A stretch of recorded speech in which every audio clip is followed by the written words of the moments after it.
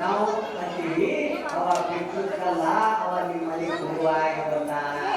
ಅವ ಬರೇ ಗುರು ಅಲ್ಲ, ಅವ ಶ್ರೀಮಂತ ಆಗಬೇಕಾದ್ರೂ ನೀರು ಹೇಳಕ್ ಹೋಗ್ತಾನ. ಬಿಟ್ಟು ಮನೆ ಯಾವಾಗ ಮಾಡ್ತೀವಿ ಸಂಘ ಮುಂದಿನ ನೀವು ಹೀಗೆ ಅವ ನಿಮ್ಮ ಮನೆ ಪರಿಚಯ ಮಾಡಿ ಬಂದಾನ. ಅವ ನೀವು ತಿಳ್ಕೊಳ್ಳಿ, ಅರೇ ಭಿಕ್ಷುಕಲ್ಲವ ತಿಳ್ಕೋರಿ. ಗಣಗಪ್ಪ ಹೋಗಿಲ್ಲ ಮೂರ್ತಿ ಗಣಗಪ್ಪ ದತ್ತಾತ್ರೇಯ ಮನುಷ್ಯಾಗಿ ಬರ್ಬೋದು, ಹೆಣ್ಮಾಳಾಗಿ ಬರ್ಬೋದು, ನಾಯಿಯಾಗಿ ಬರ್ಬೋದು, ಎತ್ತಾಗಿ ಬರ್ಬೋದು, ಕತ್ತಿಯಾಗಿ ಬರ್ಬೋದು. ಯಾವುದು ಬರ್ತಾರ ಗೊತ್ತಿಲ್ಲ. ಆ ದತ್ತಾತ್ರೇಯ ಗುರು ಗಣಗಾಪುರ, ಹೇ ಗುರುನಾಥ ನೀ ಯಾವ ರೂಪ ಬರ್ತೋ ಗೊತ್ತಿಲ್ಲ, ನಾನು ನೀಡಿಲ್ಲ ಅಂದ್ರ ನನ್ನ ಜೀವನದಾಗ ನಾ ಬಿಗಾರಿ ಆಗ್ತೀನ, ನಾ ಬಡವ ಆಗ್ಬೇಕಾಗ್ತದ. ಹೇ ಪರಮಾತ್ಮ ನೀ ಪಟ್ಟಿ ಯಾರು ಬಂದವರಿಗೆ ನೀಡುತ್ತಾರ, ಇದು ನೇಮ. ಅದಕ್ಕೆ ನಿಮ್ಮ ಮನೆಗೆ ಬಂದವರಿಗೆ ಯಾರು ಬಂದ್ರು ಕೂಡ ಇಲ್ಲ ಗಾಡಿ ಪಟ್ಟಿದ್ರು ಕೂಡ ನೀವೇ ದೇವರು ಕೊಟ್ಟ ಜ್ವಾಳ ರೊಟ್ಟಿ ಎಲ್ಲ ಪರಮಾತ್ಮ ಹಸ್ತೋರಿಗೆ ಬಂದವರಿಗೆ ಒಂದು ರೊಟ್ಟಿ ಕೊಟ್ಟು ಪುಣ್ಯ ಕಟ್ಕೋರಿ. ಅದು ಮುಂದಿನ ಜನ ನೀವತ್ತು ಒಂದು ರೊಟ್ಟಿ ಕೊಟ್ಟರೆ ಪರಮಾತ್ಮ ನೀವು ಒಂದು 100 ರೊಟ್ಟಿ ಕೊಡ್ತಾರೆ. ನೀವು ₹1 ದಾನ ಕೊಟ್ಟರೆ ಪರಮಾತ್ಮ ನೀವು ₹1000 ಕೊಡ್ತಾರೆ. ಪಕ್ಕ ತಿಳ್ಕೋರಿ, ಎಲ್ಲಿಗೆ ಹೋಗಿಲ್ಲ. ಕೊಟ್ಟಿದ್ದು ತನಗೆ, ಬಚ್ಚಿಟ್ಟಿದ್ದು ಪರನಿಗೆ ಕೊಟ್ಟು ನಾ ಕೆಟ್ಟೇನೆ ಬೇಡ, ಮುಂದೆ ಕಟ್ಟಿಟ್ಟ ಬುದ್ಧಿಯುವುದು ಸರ್ವಜ್ಞ. ಅದಕ್ಕೆ ನೀವು ಚಿಂತ ತಿಳ್ಕೋರಿ. ದಾನ ನಾವು ಭಾಳ ದಾನ ಕೊಟ್ಟರೆ ಮನೆ ಖಾಲಿ ಮಾಡಿ ಕೊಡಕ್ಕೆ ಕುಂತೀವಿ ಅಂತಾರೆ ಭಾಳ ಜನ. ಈ ಹೇಮರೆಡ್ಡಿ ಮಗ ಅದೇ ಪರಿಸ್ಥಿತಿ. ಅತ್ತಿ ಮನೆ ಮಾವ ಮನೆಗೆ ಬಂದಾಳ, ಯಾರೋ ಜಗಮನಿ ಕುಳ್ಳಿ ಕೊಟ್ಟರು, ಆಕಳಿ ರೊಟ್ಟಿ ಕೊಟ್ಟರು, ಇಂಥದ್ದು ಕುಳ್ಳಿ ಕತ್ತಿದಕ್ಕ ಅತ್ತಿ ಮಾವ ಎಲ್ಲ ನೆಗಡಿ ನಾಗರಿ ಇರ್ತವೆ. ನಾಗರಿ ಅಂದ್ರೆ ಹಿಟ್ಟಿನಾದಾಗ ಒಟ್ಟು ಅತಿಗೆ ಕಾರಣಕ್ಕೆ ನಾಗರಿ ಹುಟ್ಟು ಬಂದಿರ್ತಾರೆ ಭಾಳ ಜನ. ಒಟ್ಟು ಕಿರಿಕಿರಿ ಜಾಲಿಗಳ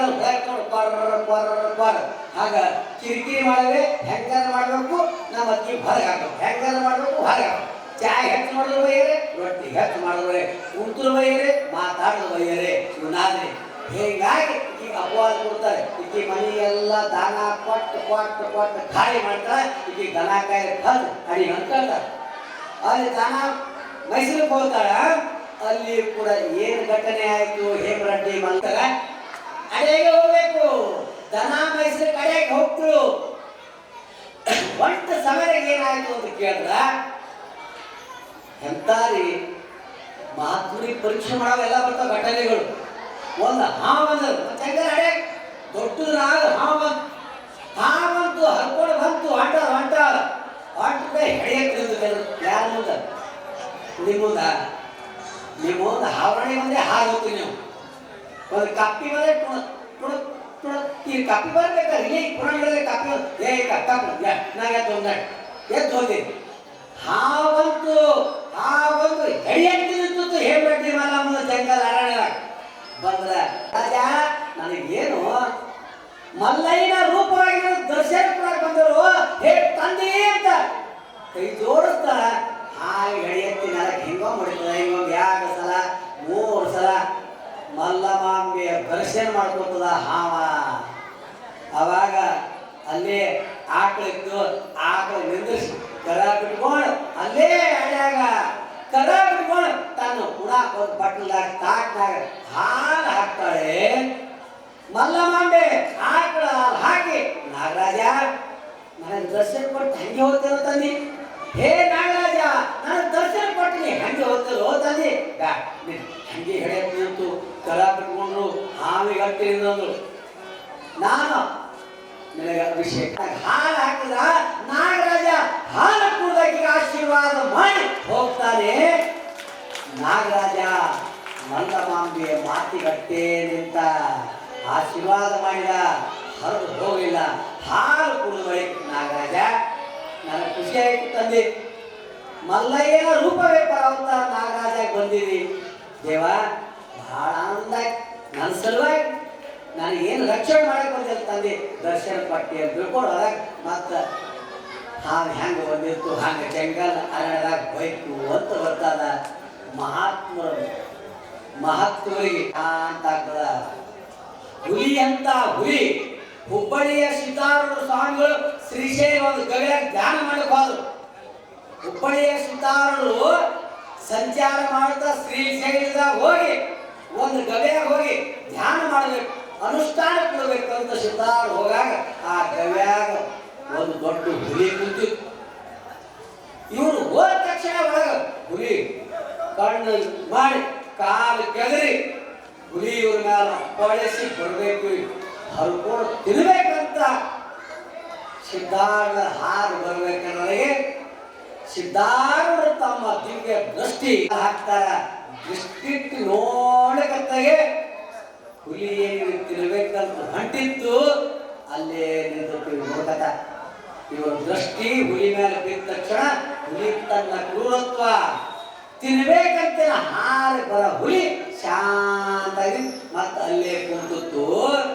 ಕುಂತ ತಕ್ಷಣ ಸಿದ್ಧಾರ್ಥ ಇದೇ ನಿನ್ನ ಕ್ರೋಧ, ಇದರಿಂದ ನಿನ್ನ ಜನ್ಮ ಬಂದಾದ್ರು, ಈಗ ನೀ ಶಾಂತ ಅಂತ ಹೇಳಿ ಹುಲಿ ಕಿವ್ಯಾಗ ಮಂತ್ರ ಓಂ ನಮಃ ಶಿವಾಯ ಓಂ ನಮಃ ಶಿವಾಯ ಮಂತ್ರ ಪಠಿಸಿ, ಇದು ಜನ್ಮ ನಿಂದು ಹುಲಿರಾಜ, ಇದೇ ನಿಂದ ಕಡಿ ಜನ್ಮ, ಮುಂದೆ ನೀ ಮನುಷ್ಯನಾಗಿ ಹುಟ್ಟಿ ಬರ್ತಾವ ಅಂತ ಆಶೀರ್ವಾದ ಮಾಡ್ತಾರೆ. ಹುಲಿಗೆ ಸಿದ್ಧಾರೂಢರು ಅಂತ ತಾಕತ್ತು ಮಹಾತ್ಮರು ಇರ್ತದ. ಮಹಾತ್ಮನ ದೃಷ್ಟಿಯಿಂದ ಅವರ ವಾಣಿಯಿಂದ ಹುಲಿ ಇರಲಿ ಪ್ರಾಣಿ ಇರಲಿ ತನ್ನ ಕ್ರೂರತ್ವ ಕಳ್ಕೊತದ. ಶಕ್ತಿ ಶಾಂತಾಗಿ ಅವರಿಗೆ ಶಾಂತ ಆಗಿ ಅದಕ್ಕೆ ಹೇಳುವ ತಾತ್ಪರ್ಯ ತಾಯಿ ಹೇಮರಡ್ಡಿ ಮಲ್ಲಮಾಂಬೆ ಒಂದ ಮಾಡಿ ಇರ್ಲಿ, ಗಂಡ ಮಕ್ಕಳು ಹೆಣ್ತಿರ್ಲಿ ಅಷ್ಟೇ ಬಹಳ ಹತ್ಕೊಳ್ಳದಂಗ ಯಾವಾಗಲೂ ದೇವರ ಕಡೆಗೆ ಲಕ್ಷ ಕೊಡ್ರಿ, ಪರಮಾತ್ಮ ಬಗ್ಗೆ ನೆನಪಿರ್ಲಿ ಮನುಷ್ಯನಾಗ ಅಂದಾಗ ಮನಿ ಏನರಿ ಸುಕ್ಷೇತ್ರ ಮಾಡಿ, ಮನೆಯೇ ಮಂತ್ರಾಲಯ ಮಾಡಿ, ಮನೆಯಾಗಿರೋ ನೀವೇನಾಗಿ ದೇವರಾಗಿ, ಗಂಡ ದೇವರ ಹೆಂಡತಿ ದೇವಿಯಾಗ್ರಿ, ಆಲಕ್ ಬರ್ತದ ಹೇಗ್ರಿ. ಅದೇ ಗುರುಗಳು ಹೇಳಿ ಮನೆಯಾಗೆ ದೇವರು ಬರ್ತಾರ, ನಿಮ್ಮ ಮನೆಯಾಗೆ ಆ ಶಕ್ತಿ ಬರ್ತದ. ಮನೆಯಾಗ ಕಂಠ ದೂರ ಮಾಡೋ ತಾಕತ್ ನಿಮ್ಮ ಕೈಗಲ್ಲ, ಮನೆಯೊಳಗೆ ಎಲ್ಲರೂ ಸಿದ್ಧಿ ಮಾಡೋ ತಾಕತ್ ನಿಮ್ಮ ಕೈಗಲ್ಲ. ನೀವು ಮಾಡಂಗಿಲ್ಲ, ರೊಟ್ಟಿ ಮಾಡಕತ್ರ ವಾಟ ವಾಟ ಬೈತೀರಿ, ಉಳ್ಳುಕಲ್ ಕೂಡ ಬೈತೀರಿ.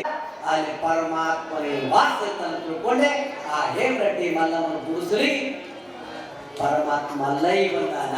ಹಾಗೆ ನಿಮ್ಮ ಮನೆಗೆ ಹೇಗೆ ಬರಂಗಿಲ್ಲ, ನೀವು ಮಾಡಂಗಿಲ್ಲ ಅದು ಬಂದಿರಿ ಅದಕ್ಕಂತ ಭಾವನೆ ಮಾಡೋದು. ಬೀಗರು ಬಿದ್ದರು ಬರುವರು ತಮ್ಮ ಆಸ್ತಿ ಇರೋ ತನಕ, ನಿನ್ನಲ್ಲಿ ಆಸ್ತಿ ಇರೋ ತನಕ ಇಲ್ಲ ನಿನ್ನ ಮನಕ, ಬಿಟ್ಟು ಹೋಗಲಿ ಮಾರಿ ಮಾಡಿನಾಕ ತಮ್ಮ ಮಾರಿ ಮಾಡಿನಾಕ.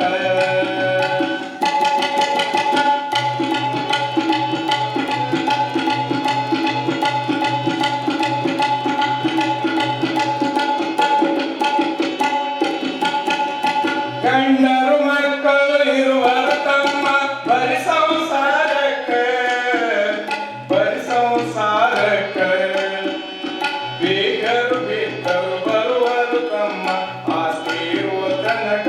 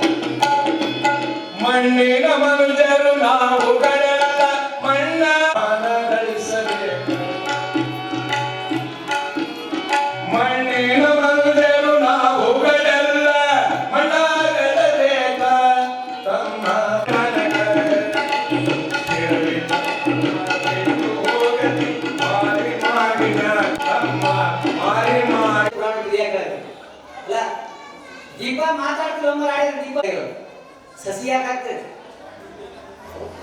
ಅವ್ರು ಹಾಕಿ ಅವರು ಗುಡಿ ಬಂದೇವಿ ನಾವು ಅವ್ರು ಕೈ ಓಡಿಸಿದ್ರು ಅರೇ ಒಂದ ಶಬ್ದ ಹೇಳಿ ನಾನು ಇವಾಗ ಹೇಳಿಲ್ಲ ಬಸವಣ್ಣ ಯಾಕೆ ಕುಡಿಸ್ಯಾರ ಗುಡಿಯಾಗ ಬಾಕಲಿ ಯಾಕೆ ಗುಡಿ ಸಾಣದ ಮಾಡ್ಯಾರ ಇವೆಲ್ಲ ಆಗ್ತವ ಮತ್ತೆ ಯಾವ ಮುತ್ತೆಗಳಿಗೆ ಕೇಳದೆ ಇವೇ ಹತ್ತು ಸಂಸಾರಿಸಿದ್ರೆ ಜೀವನದಾಗ ಅರೇ ಕಿವಿ ಇದ್ರು ಬರ್ತದ ಯಾರಿಗೂ ಇಲ್ಲ ಪಕ್ಕ ತಿಳ್ಕೋರಿ ಅದಕ್ಕೆ ಸಂತರು ಬರ್ದಾರ ಹಣೆ ಬರ ನೀವಂತ್ರಿ ಯಾವಾಗ ಅಂತಿಲ್ಲ ಮಕ್ಕಳು ನೋಡಿ ಶೆಟ್ಟಿ ಅವ್ರ ಏನ್ ಬರ್ತಾರ ಮಳೆ ಬರ ಕುರುಪಿ ತಗೊಂಡು ಏನ್ ಮಾಡಿ ಅವ್ರ ಮನ್ಯಾಗ ಅವ್ರ ಮನೆ ಗಾಂಡ ಪಾಟಿ ತಂದಾಕಿ ಅವ್ರ ಮನೆ ಮೇಲೆ ಮನೆ ಕಟ್ಟಾರ ನಾನು ಹಳೆಯವ್ರು ಹಿಂಗ್ ಬರೀಬೇಕಾ ಆ ಶೆಟ್ಟಿ ಅವ್ರು ತಿಳಿದಿಲ್ಲ ಅದು ಬೈತೀರಿಲ್ಲ ಮಕ್ಕಳು ಅವ್ರು ಶ್ರೀಮಂತರ ನಾವು ಬಡವಿದ್ದೇವೆ ಅವ್ರ ಮನೆ ಮುಂದೆ ನಮ್ಮಲ್ಲಿ ಅರೇ ಅವ್ರು ಭೋಗನ ಬಂದಿರೋ ಭೋಗಿಲ್ಲ ಮಹಾತ್ಮರು ಹೇಳ್ತಾರೆ ಪ್ರಾರಬ್ಧ ಪೈಲೆ ರಚಾ ಪೀಚೆ ರಚ ಚೌಡ ಕರೋ ಭಜರೋ ರಘುವೀಜ ಪೈ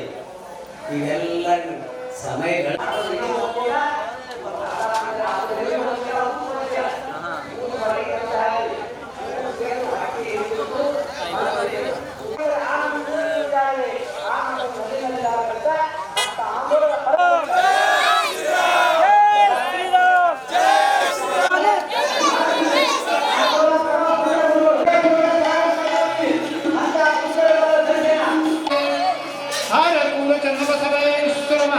ಸಿದ್ಧಲಿಂಗ ಶಿವಾಚಾರ್ಯ ಮಹಾರಾಜ ಕಿ ಜೈ ಪೂಜ್ಯರು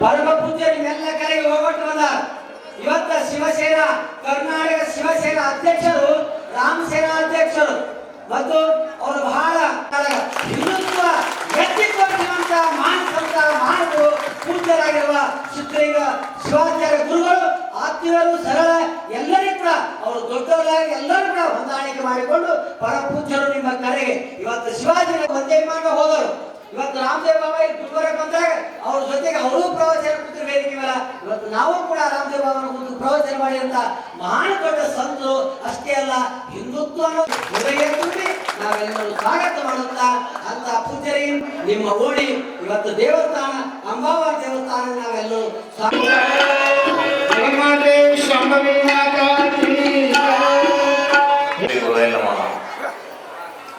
ಆರಾಧ್ಯ ದೈವ ಕರುಣೇಶ್ವರರನ್ನ ಹೃದಯ ಮಂದಿರದಲ್ಲಿ ಸ್ಮರಿಸಿ ಕ್ಷೇತ್ರದ ಮಾತೆ ತಾಯಿ ಚಾಮುಂಡೇಶ್ವರರ ಗದ್ದುಗೆಗೆ ಭಕ್ತಿ ಪ್ರಣಾಮಗಳನ್ನು ಅರ್ಪಿಸಿ ನವರಾತ್ರಿಯ ಈ ಶುಭ ಸಂದರ್ಭದಲ್ಲಿ 10 ದಿನಗಳ ಕಾಲ ದೇವಿಯ ಮಹಾ ಶರಣಗಳನ್ನು ಸಲ್ಲಿಸಿ ಸಂಗೀತ ಕಲಾ ಬಳಗವೇ ಈ ದೇವಸ್ಥಾನದ ಅಭಿವೃದ್ಧಿಯ ಸಮಿತಿಯವರೇ ಇಲ್ಲಿ ನೆರೆದಂಥ ಎಲ್ಲ ಇದು ನನ್ನ ಜೀವನದಲ್ಲಿ ಮರೆಯಲಾಗದಂತಹ ಕ್ಷಣ. ತಾಯಿಯ ಗುಣಗಾನವನ್ನು ಮಾಡಲಿಕ್ಕೆ ಆರಾಧನೆಯನ್ನು ಮಾಡಲಿಕ್ಕೆ ನಮ್ಮ ಹಿರಿಯರು 9 ರಾತ್ರಿಗಳನ್ನು ಒದಗಿಸಿಕೊಟ್ಟು ಹೋಗಿದ್ದಾರೆ. ಹಿಂದೂಗಳಲ್ಲಿ ಅನೇಕ ಹಬ್ಬಗಳು ಬರ್ತವೆ, ಅಮಾವಾಸ್ಯೆಗಳು ಬರ್ತವೆ. ಆ ಹಬ್ಬ ಅಮಾವಾಸ್ಯೆಗಳು ಕೇವಲ 1 ದಿನ ಮಾತ್ರ ಬಂದು ಹೋಗುತ್ತೆ.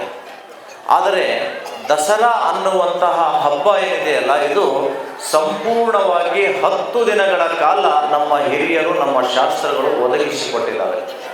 ಆ 10 ದಿನಗಳಲ್ಲಿ ದೇವಿಯ ಆರಾಧನೆಯನ್ನು ಪ್ರತಿಯೊಂದು ದಿನಕ್ಕೆ ಬೇರೆ ಬೇರೆ ರೀತಿಯಿಂದ ಪೂಜಿಸಿ ಮಾತೆಯ ಆಶೀರ್ವಾದವನ್ನು ನಾವೆಲ್ಲ ಪಡ್ಕೊಂಡು ಬಂದಿದ್ದೀವಿ. ಮಾತೆ ಅಂದರೆ ಕರುಣಾಮಯಿ. ಭಾರತಕ್ಕೇನೂ ಕೂಡ ನಾವು ಮಾತೆ ಅಂತ ಕರಿತೇವೆ. ಮಾತೆಯಲ್ಲಿ ಎಂತಹ ಪ್ರೀತಿ ಇರುತ್ತೆ ಅಂದರೆ, ಶತ್ರು ಬಂದರೂ ಕೂಡ ಆತನನ್ನು ತಿದ್ದಿ ತನ್ನ ಒಡಲಲ್ಲಿ ಹಾಕಿಕೊಂಡು ರಕ್ಷಣೆ ಕೊಡುವಂಥವಳೇ ನಿಜವಾದ ಮಾತೆ. ಅಂತಹ ಸ್ಥಾನದಲ್ಲಿ ನಾವು ಭಾರತವನ್ನು ಮಾತೆ ಅಂತ ಬೋಧಿಸ್ತೇವೆ. ಭಾರತದ ಸಂಸ್ಕೃತಿ ಸರ್ವೇ ಜನೋ ಸುಖಿನೋ ಭವಂತು ಅಂದರೆ ವಿದೇಶಿಗರಿರಲಿ ಸ್ವದೇಶಿಗಳಿರಲಿ ಅವರೆಲ್ಲರೂ ಸುಖಿಯಾಗಿರಬೇಕು. ನಮ್ಮ ಹಿಂದೂ ಸಂಸ್ಕೃತಿ ಹೇಳುತ್ತೆ ವಸುದೈವ ಕುಟುಂಬಕಂ, ಈ ಜಗತ್ತೇ ಒಂದು ಕುಟುಂಬ ಇದ್ದ ಹಾಗೆ, ನಾವೆಲ್ಲ ಕುಟುಂಬದ ಸದಸ್ಯರು ಅಂತ ನಾವು ಅನೇಕ ಇತಿಹಾಸಗಳಲ್ಲಿ ಕೇಳ್ಕೊಂಡು ಬರ್ತಾ ಇದ್ದೀವಿ. ಮತ್ತೊಂದು ಕಡೆ ಹೇಳ್ತಾರೆ ಅತಿಥಿ ದೇವೋ ಭವ. ಯಾರಾದರೂ ನಮ್ಮ ಮನೆಗೆ ಅತಿಥಿಗಳು ಬಂದರೆ, ನಮ್ಮ ದೇಶಕ್ಕೆ ಅತಿಥಿಗಳು ಬಂದರೆ ಅವರಲ್ಲಿ ನೀನು ದೈವತ್ವವನ್ನು ಕಾಣು, ಆ ಅತಿಥಿಗಳನ್ನು ನೀನು ದೇವರ ಸಮಾನವಾಗಿ ಕಾಣು, ಅವರ ದೇವರನ್ನು ನೀನು ಹೇಗೆ ಆರಾಧಿಸ್ತೀಯ, ದೇವರನ್ನು ಹೇಗೆ ಪೂಜಿಸ್ತೀಯ, ಅದೇ ರೀತಿಯಲ್ಲಿ ನೀನು ನಿನ್ನ ದೇಶಕ್ಕೆ ನಿನ್ನ ಮನೆಗೆ ಬಂದಂತಹ ಅತಿಥಿಗಳನ್ನು ಗೌರವಿಸು ಅನ್ನುವಂತಹ ಸಂದೇಶ ಇವತ್ತು ನಮ್ಮ ದೇಶದ ಸಂಸ್ಕೃತಿ ಮತ್ತು ಪರಂಪರೆ.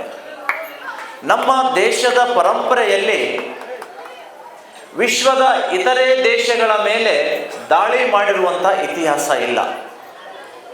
ಆ ದೇಶ ಶ್ರೀಲಂಕಾದ ಮೇಲೆ ದಾಳಿ ಮಾಡಿ, ಅಥವಾ ಅಫ್ಘಾನಿಸ್ತಾನ್ ಮೇಲೆ ದಾಳಿ ಮಾಡಿ, ಅಥವಾ ಬೇರೆ ನೇಪಾಳದ ಮೇಲೆ ದಾಳಿ ಮಾಡಿ ಅದನ್ನು ವಶಪಡಿಸ್ಕೊಳ್ಬೇಕು ಅನ್ನುವಂತಹ ಕುಹಕ ಬುದ್ಧಿ ನಮ್ಮ ದೇಶದ ಯಾವೊಬ್ಬ ರಾಜ್ಯಕ್ಕೂ ಕೂಡ ಇರಲಿಲ್ಲ. ನಮ್ಮ ರಾಜ್ಯವನ್ನೇ ನಾವು ಕಾಪಾಡಿಕೊಳ್ಬೇಕು, ನಮ್ಮ ರಾಜ್ಯವನ್ನೇ ಸುಭಿಕ್ಷೆ ರಾಜ್ಯವನ್ನಾಗಿ ಮಾಡಬೇಕು, ನಮ್ಮ ಪ್ರಜೆಗಳೇ ನಮಗೆ ದೇವರು ಅಂತ ಹೇಳಿ ನಮ್ಮ ರಾಷ್ಟ್ರವನ್ನು ಬಹಳ ಸಂರಕ್ಷಣೆ ಮಾಡಿಕೊಂಡು ಇಲ್ಲಿಯವರೆಗೂ ಕಾಪಾಡ್ಕೊಂಡು ಬಂದಿದ್ದಾರೆ. ಭಾರತ ಅನ್ನುವಂತಹ ಶಬ್ದ ಕೇಳಿದ ತಕ್ಷಣವೇ ಎಲ್ಲರಿಗೂ ಕೂಡ ಪ್ರೀತಿ ಕರುಣೆ ಬರುವಂತಹದ್ದು ಸ್ವಾಭಾವಿಕ. ಹೀಗಾಗಿಯೇ ವಿಶ್ವದ ಸುಮಾರು 200 ರಾಷ್ಟ್ರಗಳ ಜನರು ಶಾಂತಿ ನೆಮ್ಮದಿ ಬಯಸಿ ಅವರು ಪ್ರವಾಸಕ್ಕೆ ಬರೋದಾದರೆ ಆಯ್ಕೆ ಮಾಡಿಕೊಳ್ಳುವಂತಹ ದೇಶ ಯಾವುದು ಅಂತ ಕೇಳಿದರೆ ಭಾರತ ರಾಷ್ಟ್ರ. ಭಾರತದ ಪಕ್ಕಕ್ಕೆ ಇನ್ನೊಂದು ರಾಷ್ಟ್ರ ಇದೆ, ಯಾವುದು?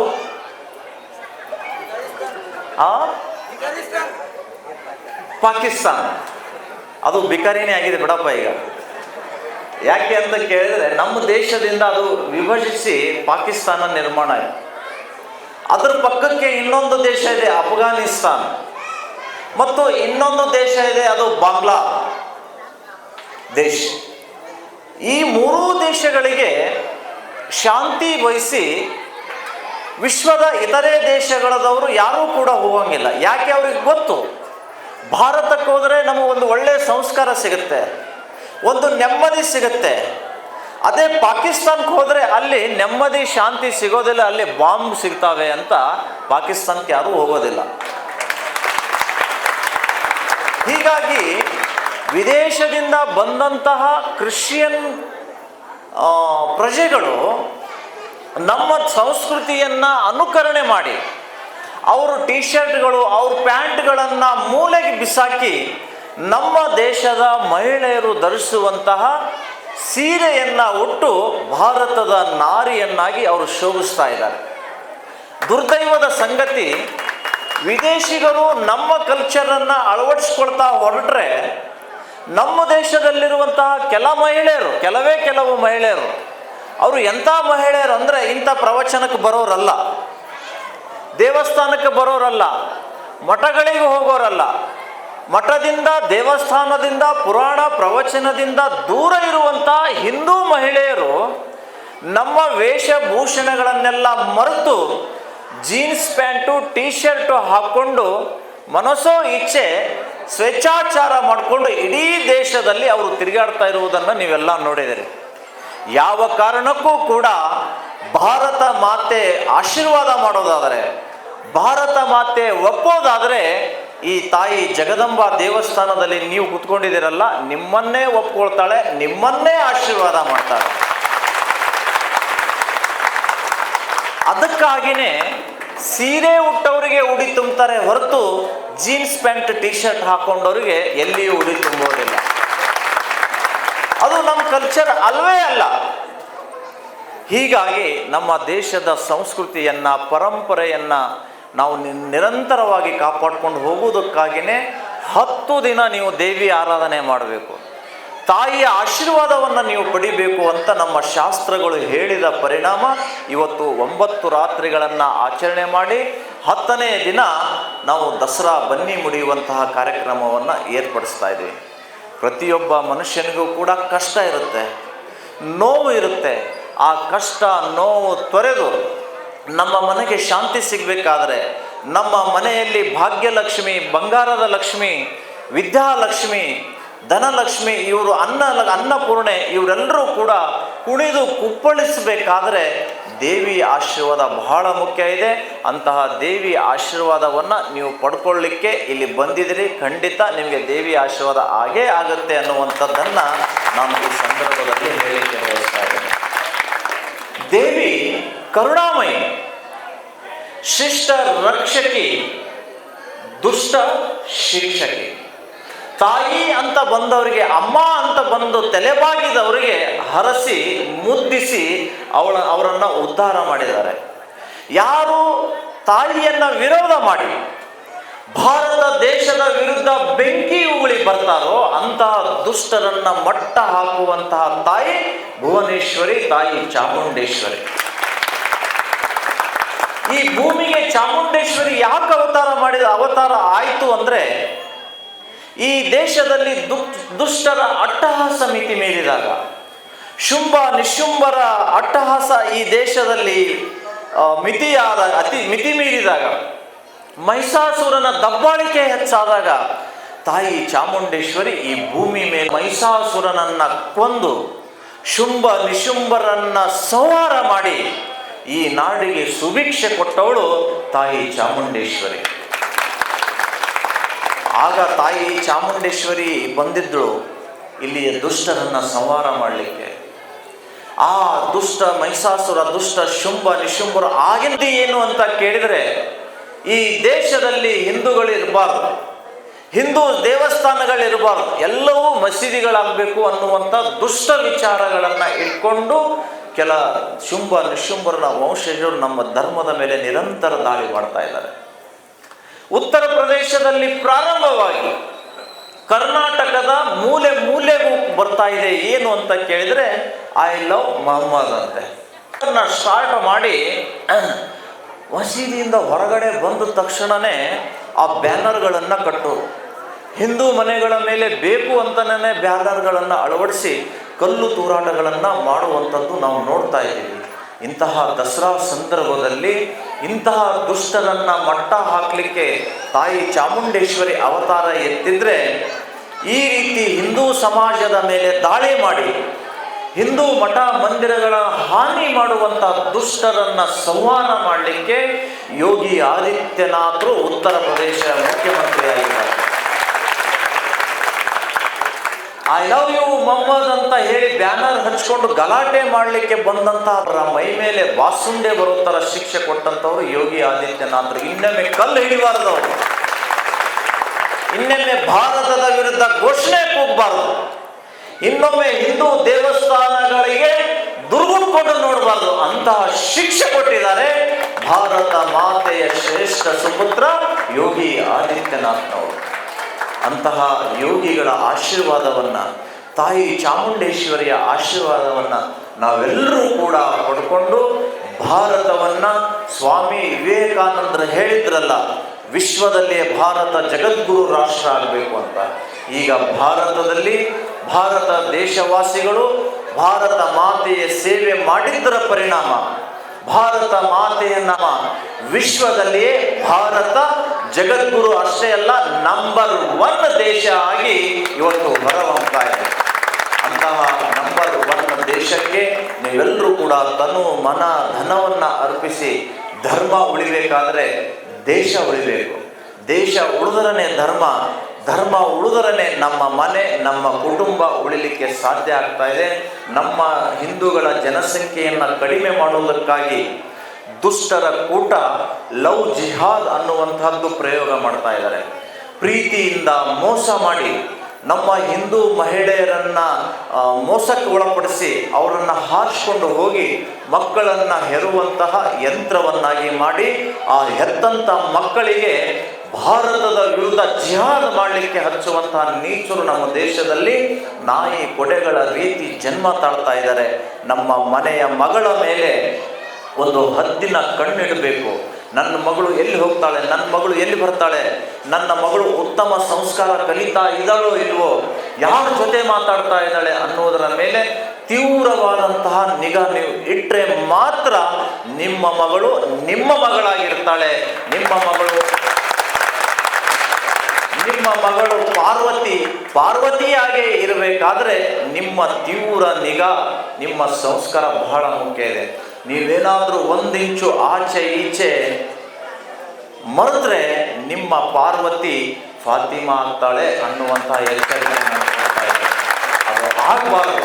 ನಮ್ಮ ಸಂಸ್ಕೃತಿ, ನಮ್ಮ ಪರಂಪರೆ, ನಮ್ಮ ಸಿದ್ಧಾಂತ, ಆದಷ್ಟು ನಮ್ಮ ಮಕ್ಕಳನ್ನು ಇಂಥ ಪುರಾಣ ಪ್ರವಚನಗಳಿಗೆ ಕರ್ಕೊಂಡು ಬನ್ನಿ. ನಮ್ಮ ಮಕ್ಕಳನ್ನು ದೇವಸ್ಥಾನಕ್ಕೆ ಬಂದು ದರ್ಶನ ಮಾಡಿಸಿ, ಗುರುಗಳು ಹೇಳುವಂತಹ ಜ್ಞಾನದ ವಿಚಾರಗಳನ್ನು ತಿಳಿಸಿದರೆ ಮಾತ್ರ ನಮ್ಮ ಮಗಳು ಕಿತ್ತೂರು ರಾಣಿ ಚೆನ್ನಮ್ಮ, ಬೆಳವಡಿ ಮಲ್ಲಮ್ಮ ಆಗಲಿಕ್ಕೆ ಸಾಧ್ಯ ಇದೆ ಅನ್ನುವಂತಹ ಸಂದೇಶವನ್ನು ಈ ಶುಭ ಸಂದರ್ಭದಲ್ಲಿ ಕೊಡ್ತಾ, ಇವತ್ತಿನ ಈ ಸುಂದರ ನವರಾತ್ರಿಯ ಶುಭ ಸಂದರ್ಭದಲ್ಲಿ ನಮ್ಮನ್ನು ಕರೆಸಿ ಗೌರವಿಸಿದ್ದಕ್ಕಾಗಿ ಈ ಶಿವಾಜಿನಗರದ ಎಲ್ಲ ಯುವಕರಿಗೂ, ದೇವಸ್ಥಾನದ ಸಮಿತಿಯವರಿಗೂ, ಅತಿ ಹೆಚ್ಚಿನದಾಗಿ ನಮ್ಮ ಆತ್ಮೀಯ ಮಲ್ಲಿಕಾರ್ಜುನ ಸ್ವಾಮಿಗಳಿಗೆ, ಸಂಗೀತ ಕಲಾವಳಿಗೆ ಮಗದೊಮ್ಮೆ ಧನ್ಯವಾದಗಳನ್ನು, ಅಭಿನಂದನೆಗಳನ್ನು ತಿಳಿಸಿ ನನ್ನ 4 ಮಾತುಗಳನ್ನು ಮುಗಿಸ್ತೀನಿ. ಎಲ್ಲರೂ ಜೋರಾಗಿ ಕೈ ಮೇಲೆತ್ತಿ ಘೋಷಣೆ ಹಾಕಬೇಕು. ಹಾಕ್ತೀರಿ? ಭಾರತ್ ಮಾತಾ ಕಿ, ಭಾರತ್ ಮಾತಾ ಕಿ, ಅಂಬಾ ಭವಾನಿ ಕಿ, ಅಂಬಾ ಭವಾನಿ ಕಿ, ಹರ್ ಹರ್ ಹರ್ ಹರ್ ಹರ್ ಹರ್, ಜೈ ಶ್ರೀರಾಮ್, ಜೈ ಜೈ ಶ್ರೀರಾಮ್. ಧನ್ಯವಾದ.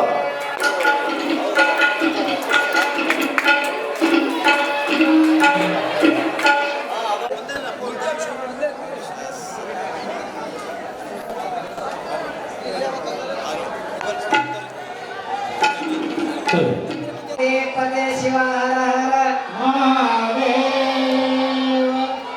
ಹರನ್ರಿ ಶಿವರನ್ರಿ. ಟೈಮ್ ಆಗ್ಯಾದ್ರಿ. ಈಗ ನಾವು ಹೇಳೋ ಟೈಮಲ್ಲಿ ಮತ್ತೆ ಪುರಾಣ ಚಾಲು ಮಾಡಿದ್ರೆ ನೀವು ಕೇಳ್ಬೋದು. ಇನ್ನೊಂದು 3 ತಾಸು ಹೇಳಂದ್ರೆ ಈಗ ಸಂಚಾಲಕರು, ಅದಕ್ಕೆ ದಯಮಾಡಿ. ಹಾಗೂ ಜಯ ಭವಾನಿ ಸೇವಾ ಸಮಿತಿಯ ಗೆಳೆಯರ ವರ್ಗವತಿದ್ದು ಕೂಡ ಇವತ್ತಿನ ಮಹಾಪ್ರಸಾದ ಸೇವೆಯಲ್ಲಿ ಭಾಗಿದ್ದಾರೆ. ಅವರಿಗೆ ಕೂಡ ಭವಾನಿ ಮಾತಾ ಕಿ ಜಯ, ಹೊಡಿಲಾಳದವರು ಮಹಾರಾಜ್ ಕೆ, ಮಾತಾಡೋರು ಮಹಾರಾಜ್ ಕೆ, ಸುಮ್ಮನ ಕುಂತವ್ರು ಮಹಾರಾಜ್ ಕೆ. ಸುಖ ನೀವು ಹೂನೆ ಅಂದಿರಿ ಅಂದ್ರೆ ಮಾತಾಡೋದು ಖರೆ ಅಂದಾಗಾಯ್ತಾರೆ. ಜರ ಜೋರಾಗಿ ಬರಲಿ. ಹೇಮರೆಡ್ಡಿ ಮಲ್ಲಮಾಂಬೆಯ ಮಹಾಪುರಾಣ ತಾವೆಲ್ಲ ಕೇಳ್ಕೊಂಡು ಬನ್ನಿ. ಏನು ಹೇಳಿ ನೆನಪಿಟ್ಕೊಂಡು ಹೋಗಿ ಮನೆಗೆ, ಇಲ್ಲೇ ಜಾಸ್ತಿ ಹೋಗ್ಬಾರ್ರಿ ಅಂತ ಹೇಳ್ತಾ ಇವತ್ತಿನ ಈ ಕಾರ್ಯಕ್ರಮಕ್ಕ ವಿಶೇಷವಾಗಿ ನೀವು ಬಹುತೇಕ ಯಾರೋ ಅವ್ರು ಬರ್ತಾರಂತ ಯಾರಿಗೆ ಗೊತ್ತಿರಲಿಲ್ಲ. ಕಿತ್ತು ಸಹಜ ಅಂತ ನಿಮ್ಮೆಲ್ಲರ ಭಕ್ತಿ ಏನ್ರಿ, ನಿಮ್ಮೆಲ್ಲರ ಒಂದು ಪ್ರೀತಿ ಇತ್ತು ಅಂದ್ರೆ ಮಹಾತ್ಮರು, ಗುರುಗಳು, ಸಂತರು. ಅದಕ್ಕೆ ಸಂತ ತುಕಾರಾಮ್ ಹೇಳ ಮರಾಠಿಯಾಗ ಬಹಳ ಚಂದ. ಹಬ್ಬ ಯಾವಾಗ್ರಿ? ದಸರಿ ಹಬ್ಬ ಅಂತ ಕೇಳಿದ ತುಕಾರಾಮ್, ನಿಮಗಲ್ಲ ತುಕಾರಾಮ ಕೇಳಿದ್ರು. ದೀಪಾವಳಿ ಹಬ್ಬ ಯಾವಾಗ್ರಿ ತುಕಾರಾಮ್ರಿ? ದಸರಿ ಹಬ್ಬ ಯಾವಾಗ? ಹಬ್ಬ ಬಂದ್ರೆ ನಾವು ಖುಷಿ ಆಗ್ತೀವಿ. ನಿಮಗೆ ಹೆಣ್ಮಕ್ಳಿಗೆ ಹೊಸ ಬಟ್ಟಿ, ದೀಪಾವಳಿ ಬಂದ್ರೆ ಗಂಡ್ಸ್ ಮಕ್ಳಿಗೆ ಬಟ್ಟಿ, ದಸರಿ ಬಂದ್ರೆ ನಮಗ್ ಬಟ್ಟಿ, ಎಲ್ಲರಿಗೂ ಖುಷಿ ಆಗ್ತದ. ಮೈ ಮ್ಯಾಲ ಎಲ್ಲರ ಮೈ ಮ್ಯಾಲ ಹೊಸ ಬಟ್ಟೆ ಬರ್ತಾವ. ಹಳಿ ಬಟ್ಟೆ ಬಿಡ್ತೀವಿ, ಹೊಸ ಬಟ್ಟೆ ಹೈಕೋತೀವಿ. ಅದಕ್ಕೆ ನಮಗೆ ದೀಪಾವಳಿ ದಸರಾ ಹಬ್ಬ ಬಂದ್ರೆ ಬಹಳ ಖುಷಿ ಅಂತ ಜನ ಅಂದ್ರ. ನಿಮಗೆ ಯಾಕೆ ಖುಷಿ ಇಲ್ಲ ಅಂತ ಕೇಳಿದ್ರು. ಯಾರಿಗೆ? ತುಕಾರಾಮ ಕೇಳಿದ್ರು. ಅವಾಗ ನಾನು ಖುಷಿ ಹೇಳತ್ತೀರೇನೋ ಅಂತ ಕೇಳ್ದ. ತುಕಾರಾಮ್ ಹೇಳ್ದ, ನನಗೆ ಯಾವಾಗ ಹಬ್ಬ ಇದ್ರು ಖುಷಿ, ಯಾರು ಬಂದ್ರು ಖುಷಿ ಅಂತೀನಿ ಅಂದ್ರೆ ಅವಾರಿಗೆ ಕೇಳ್ದ. ಹೇಳ್ದ, ಮತ್ತೆ ನೀವು ಹೇಳೋದೇನು ಹೇಳತ್ರಿ? ತುಕಾರಾಮ್ ಹೇಳ್ತಾನೆ, ಸಂತ ಆಲೆ ಕೇಳಿ, ಸಂತ ಆಲೆ ತೋಚಿ ದಸರಾ ದೀಪಾವಳಿ. ಸಂತರು ತುಕಾರಾಮ್ ಅಂತಾನೆ, ನನ್ನ ಮನೆಗೆ ನಾಮದೇವ್ ಬರ್ಲಿ, ಪಾಂಡುರಂಗ್ ಬರ್ಲಿ, ತುಕಾರಾಮ್ ಬರ್ಲಿ, ಯಾರು ಭಕ್ತ ಕುಂಬಾರ್ ಬರ್ಲಿ, ಜ್ಞಾನೇಶ್ವರಿ, ನಿವೃತ್ತನಾಥ್ ಬರ್ಲಿ, ತುಳಸಿದಾಸ್ ಬರ್ಲಿ, ಯಾರೇ ಸಂತರು ನನ್ನ ಮನೆಗೆ ಬಂದ್ರ ಅವತ್ತು ನಿಜವಾದ ದಸರಿ ಹಬ್ಬ, ನಿಜವಾದ ದೀಪಾವಳಿ ಹಬ್ಬ ಅಂತ ಸಂತ ತುಕಾರಾಮ್ ಹೇಳ್ತಾರ. ನಮಗ್ ಬರೀ ಹೋಳಿಗೆ ಹಬ್ಬ ಹೋಳಿಗೆ ಉಣೋದಕ್ಕೆ ಹಬ್ಬ ದೊಡ್ಡದಲ್ಲ. ಇವತ್ತು ನಿಜವಾದ ಸಂತ ತುಕಾರಾಮ್ ಹೇಳಿದಾಗ ಮಹಾತ್ಮರು ನಮ್ಮ ಮನೆಗೆ ಬಂದ್ರು. ಹೆಂಗ ನಿಜವಾದ ಹಬ್ಬ ಹಂಗ ಶಿವರಾತ್ರಿ ಇವತ್ತು ಶಿವಾಜಿನಗರ ಅಂಬಾಬಾಯಿ ಗುಡಿಗೆ ಎಲ್ಲ ಶಿವಾಜನ ಓಣಿಗೆ ಯಾರು ಬಂದರು ಅಂತ ಕೇಳಿದ್ರೆ ಮಹಾತ್ಮರಾಗಿರುವಂತ ಗುರುಗಳಾಗಿರುವ ಆಂದೋಲನ ಪರಮ ಪೂಜ್ಯರು ಬಂದಾರ. ಇವತ್ತು ನಿಜವಾದ ಶ್ರೀ ಹಬ್ಬ ದೀಪಾವಳಿ ಹಬ್ಬ ಆಚರಣೆ ಮಾಡ್ದಂಗಾಗ್ಯದ. ಅವರು ಮಾತುಗಳಿಗೆ ಕೇಳಿರಿ ಅಂತ ಪೂಜ್ಯರು ಏನೋ ನಿಮ್ಮ ಪ್ರೀತಿಗಾಗಿ ಬಂದಾರೆ ಅಂತ ತಿಳ್ಕೊಂಡು ಹೇಳ್ತಾ ಇಲ್ಲಿಯ ಪರ್ಯಂತರವಾಗಿ ಅವರ ಆಶೀರ್ವಚನ ಕೇಳಿ, ನಮ್ಮ ಪುರಾಣ ಕೇಳಿ, ಇವಾಗ ದಿನ ಹೇಳ್ತೀವಿ ಟೈಮ್ 8ಕ್ಕೆ ಬರ್ರಿ ಅಂತ ಹೇಳ್ತೀವಿ, 7ಕ್ಕೆ 7:30 ಬರ್ರಿ ಅಂತ ನೀವು 9ಕ್ಕೆ ಬರ್ತೀವಿ. ಆದಷ್ಟು ಜಲ್ದಿ ಬರ್ರಿ. ಎಲ್ಲ ಚಂದ ಸಾಯಂಕಾಲ ಸರಿಯಾಗಿ ಸಿಡಿ ಉಟ್ಕೊಂಡು ತಲೆ ಮೇಲೆ ಸೆರಗು ಹೊಚ್ಕೊಂಡು ಶಿಸ್ತಾಗಿ ಬರ್ರಿ. ನಿಮ್ಗೆಲ್ಲರಿಗೂ ಕೂಡ ಉಳಿ ತುಂಬಾ ಕಾರ್ಯಕ್ರಮ ಗುರುಗಳ ಮತ್ತೆ ನೀವು ಅವೇನಂತಾರ ನೈಟೇ ಕೂಡ ಚುಡಿದಾರ ಕೂಡ ಹಂಗೆ ಬರಬೇಡ್ರಿ ಅಂತ ಹೇಳಕತ್ತಾರ. ಅದಕ್ಕೆಲ್ಲರೂ ಮುತ್ತೈದೆ ಆಗ್ತೀರಿ, ತಾಯಿ ಆಗ್ತೀರಿ, ಅಂಬಾ ಭವಾನಿ ಅಂತ ತಿಳ್ಕೊಂಡು ತಾಯಿ. ಅದಕ್ಕೆ ನಿಮ್ಮೆಲ್ಲರಿಗೂ ಕೂಡ ಉಡಿ ತುಂಬುವ ಕಾರ್ಯಕ್ರಮಗ ಪೂಜ್ಯರಾಗಿರುವ ಶಾಪಜಾರ ಹಾಗೂ ಶ್ರೀಶೈಲ ಜಗದ್ಗುರುವಾಗಿರುವ ಸಾರಂಗಧರೇಶ್ವರ ಜಗದ್ಗುರು ಬರ್ತಾರೆ. ಅವರು ಅದು ಮುತ್ತೈದೆ ಉಡಿ ತುಂಬುವ ಕಾರ್ಯಕ್ಕೆ ಬರ್ತಾರೆ. ಅವರ ಆಶೀರ್ವಚನ ಕೇಳ್ತೀರಿ ಅಂತ ಹೇಳುತ್ತಾ ನೀವೆಲ್ಲರೂ ಎಲ್ಲಿ ಬರ್ಬೇಕು? 7 ಗಂಟೆ ಬರ್ಬೇಕೆಲ್ಲರೂ. ಅಂತ ಮುತ್ತೈದೆ ಉಡಿ ತುಂಬ್ತಾರ, ನೀವೆಲ್ಲರೂ ಬರ್ಬೇಕಂತ ಹೇಳುತ್ತಾ ಈ ಮುಂದಿನ ಕಾರ್ಯಕ್ರಮ